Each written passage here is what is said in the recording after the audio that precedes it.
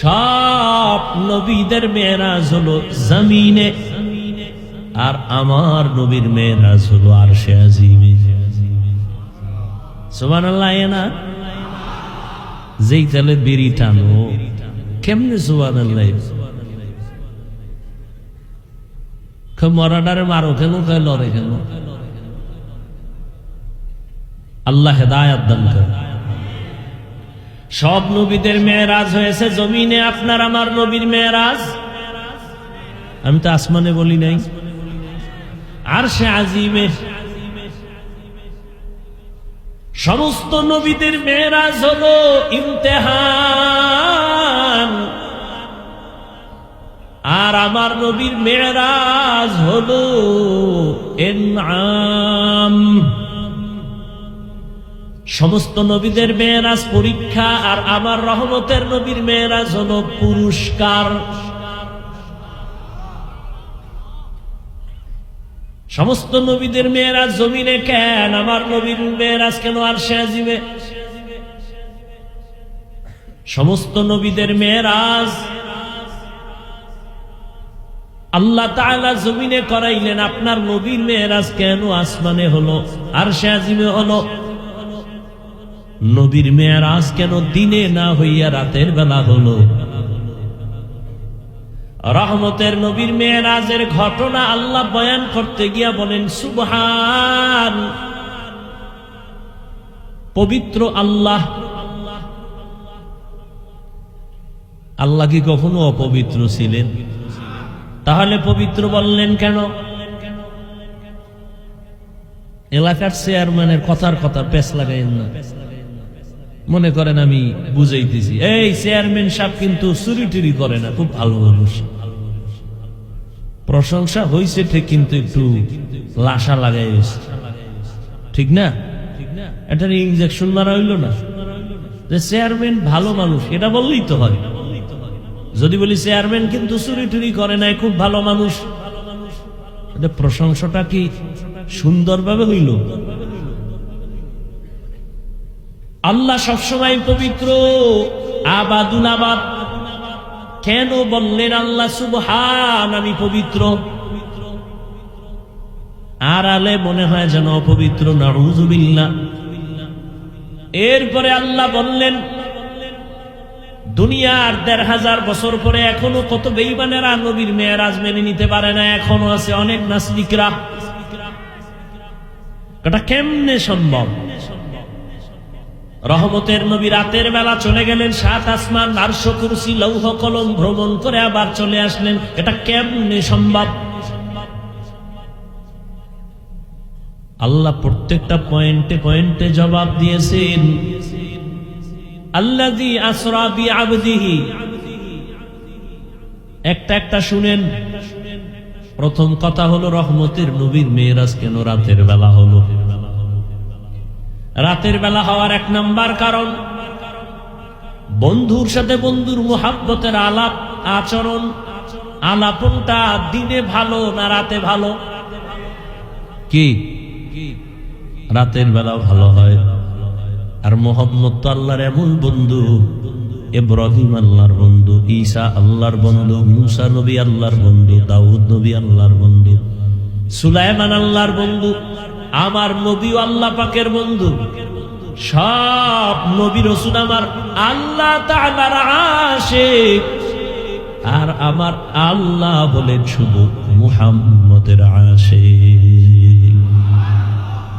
ব্যবধান আছে না নাই? সমস্ত নবী রাসূল আমার আল্লাহ তাআলার আশিক, আর আমার আল্লাহ শুধু মুহাম্মদের আশিক। ভালো করে খেয়াল করেন, রাতের বেলা মেরাজ হওয়ার আর একটা কারণ, যদি দিনের বেলা হয়তো সবাই দেখে ফেলতো, আর দেখা বিশ্বাস করার মধ্যে ইমানের পয়েন্ট বাড়ে না, বরং না দেখা বিশ্বাস করার মধ্যে ইমানের পয়েন্ট বেড়ে যায়। আমরা আল্লাহকে মানিনি দেখা না, না দেখা। ইউমিনুনা বিল গায়ব, আমরা আল্লাহকে না দেখে বিশ্বাস করি, এজন্য আমাদের ঈমান মজবুত। আমরা রহমতের নবীরও দেখি নাই, তারপর আমরা তারে শেষ নবী মানি না দেখে আমাদের ঈমান আরো মজবুত।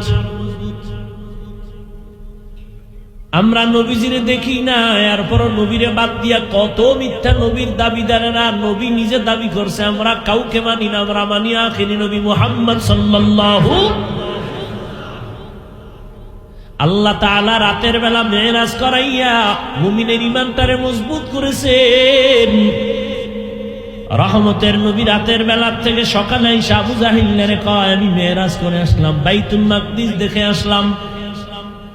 আবু জাহিল বের হয়ে কয় মিথ্যা কথা, এটা অসম্ভব। রাস্তায় বের হয়ে রাগের সাথে সামনে গিয়া দেখে আবু বকর আসতেছে। ওই আবু বকর, শুনছো আব্দুল্লাহর ছেলে পাগল হয়ে গেছে? কয় কেন?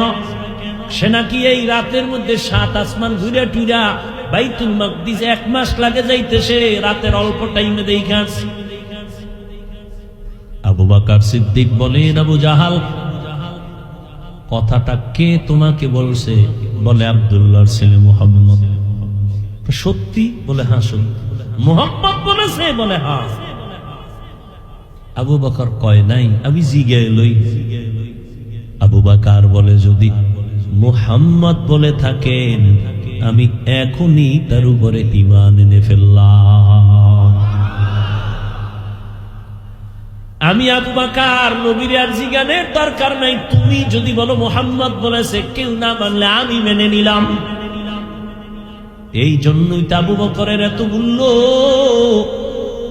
রহমতের নবী বলেন সব মুমিনের নেক আমল যদি এক পাল্লায় দেয়, আর আমার আবু বকরের 2টা আমল যদি ভিন্ন পাল্লায় দেয়, সব মুমিনের নেক আমল থেকে আবু বকরের মাত্র 2 আমলের পাল্লা ভারী হয়ে যাবে।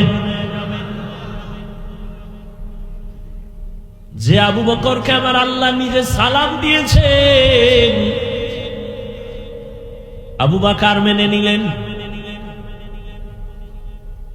আল্লাহ বলেন সুবহান, আমি পবিত্র। পবিত্র বলতে গেলে প্রশ্ন আসে, এই জন্য এই সুন্দর একটা জবাব দিয়েছেন শাইখুল হিন্দ মাহমুদ হাসান দাওবন্দি রহমাতুল্লাহ আলাইহি। বলছেন এখানে পবিত্রতার বিপরীত যে আইব অর্থাৎ ত্রুটি থেকে আমি পবিত্র না, তর্জমা করেছেন আমি সমস্ত দুর্বলতা থেকে পবিত্র। বলে কেমন দুর্বলতা? কয় তোমার মেধার দুর্বলতা আছে, থেকে আমি আল্লাহ পাক। তোমাদের খানার দুর্বলতা, আমি আল্লাহরে দুর্বলতা নাই। তোমাদের ঘুমের দুর্বলতা, আমার নবীও না ঘুমাইলে অসুস্থ, না খাইলে পেটে ক্ষুধা। আমি আল্লাহ এই দুর্বলতা থেকে পবিত্র। লা তাখুযুহু সিনাতু ওয়ালা নাওম, আমি আল্লাহর ঘুম নাই, তন্দ্রাও নাই। এক জবাব। আর এক জবাব হলো বান্দা তুমি সুবহানাল্লাহ বলো। সুবহান বলে তোমার ভেতরে যত প্রশ্ন হতে পারে এটা হবে না, এটা অসম্ভব। আল্লাহ বলেন সব অসম্ভবের থেকে আমি আল্লাহ পাক পবিত্র। সুবহান। দ্বিতীয় কথা হলো আমরা মাঝে মাঝে সুবহানাল্লাহ বলি কেন? বলে আশ্চর্য কোনো ঘটনা শুনলে। আল্লাহ কয় রহমতের নবীর জীবনে 2টা সফর হয়েছে, এর মধ্যে মেরাজের সফর বড় আশ্চর্য, এই জন্য সুবহান বলো। সুবহান বলার আর এক ফায়দা, যদি বান্দা তুমি সুবহানের ওজিফা পড়ো, তুমি সুবহান ওজিফা পড়ো, সুবহানাল্লাহ সুবহানাল্লাহ ওজিফা পড়ো, আল্লাহ তোমাকে পবিত্র। আল্লাহকে যখন বলছো এর বরকতে তোমাকে আল্লাহ পবিত্র বানায় দিবে। এই নিয়তে যদি পড়ো তাহলে আল্লাহ তোমাকে আখলাকে হাসানা দান করবেন। সুবহান এর ওজিফা বলবেন।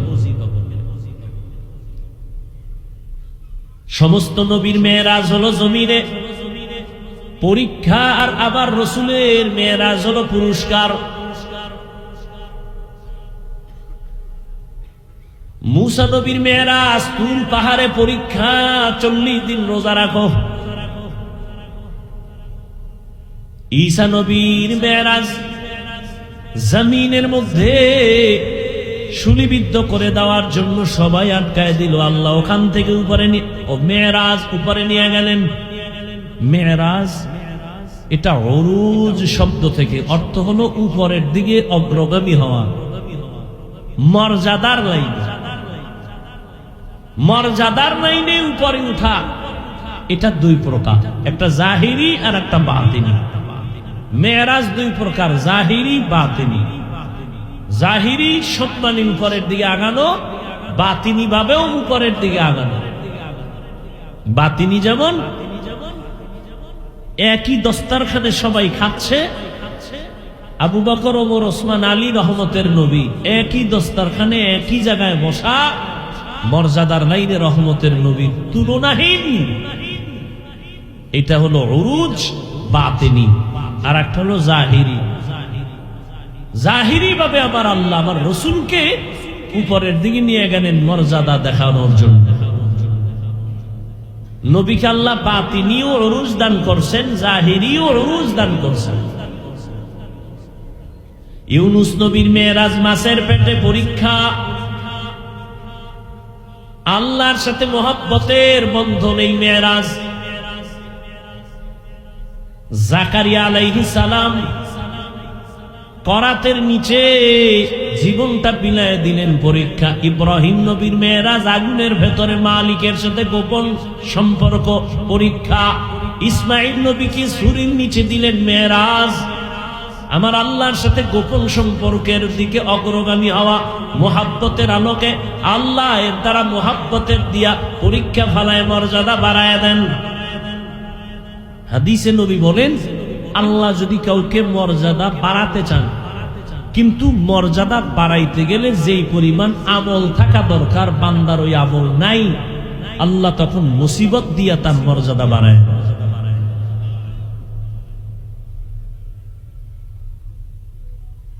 তাহলে সব নবীর মেরাজ পরীক্ষা, আর আপনার আমার নবীর মেরাজ হলো পুরস্কার। তো পুরস্কার যিনি পাবেন, পরীক্ষা ছাড়া কেউ পুরস্কার পায় না।